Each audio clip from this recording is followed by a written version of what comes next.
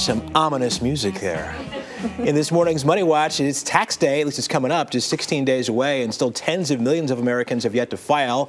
Joining us now with some last-minute tips is MoneyWatch.com contributor Farnoosh Torabi. Farnoosh, good to see you. Good to see you. All right, you're going to tell us, I'm sure, get your taxes done right away, but if you don't want to do that, get an extension. You can. It's a free opportunity for everyone to file an extension. You get a 6-month extension. You can do this through the IRS's website. Go to irs.gov to extend your federal returns. For your state return, you want to go to your state's website and follow the directions there.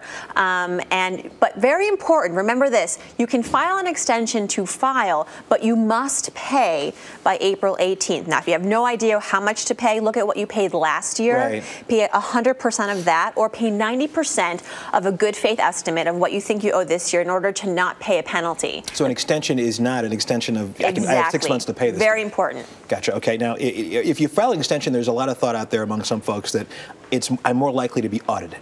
Is that correct? Not true. That is a myth. Know that you're more likely to get audited if you make a mistake or if you file incorrectly. But filing an extension does not put you on the IRS's hit list, rest assured. Okay. Now, what if you need to file your taxes, of course, right away, because as we say, it is getting close. Right. But you cannot afford a professional tax preparer.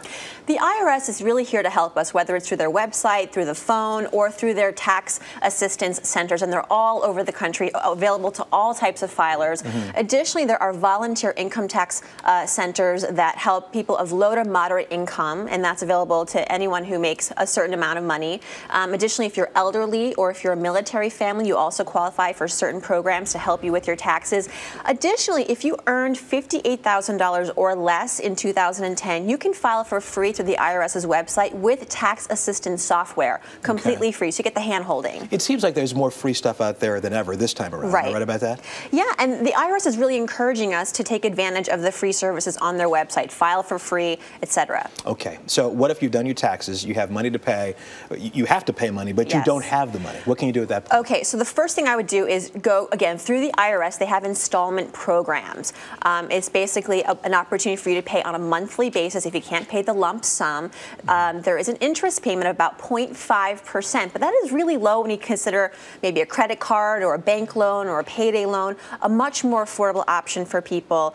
So do that first before anything else. The federal government has offered electronic filing and getting your refund back electronically for so many years. A lot of states are doing that now as well. Obviously the fastest way to get your money. Not only the fastest way, Russ, but also the safest way. Think about it. You're not getting your check through the mail. You're getting it automatically transmitted into your bank account. So that is a great way. 73 million Americans did this last year.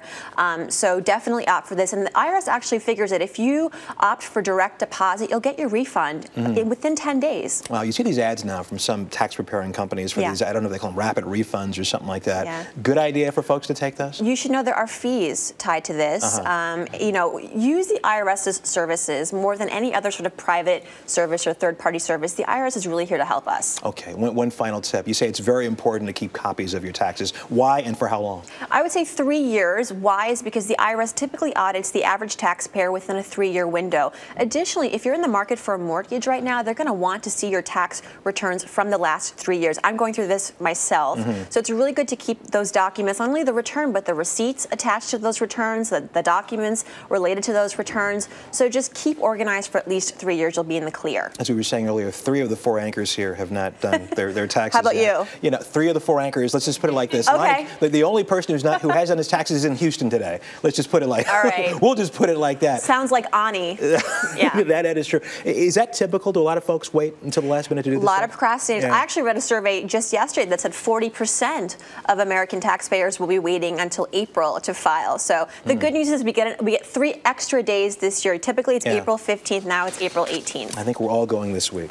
You know, we said. I'll be checking. All right. Farnoosh Torabi, I know you will. Good to see you. You too. See you next time.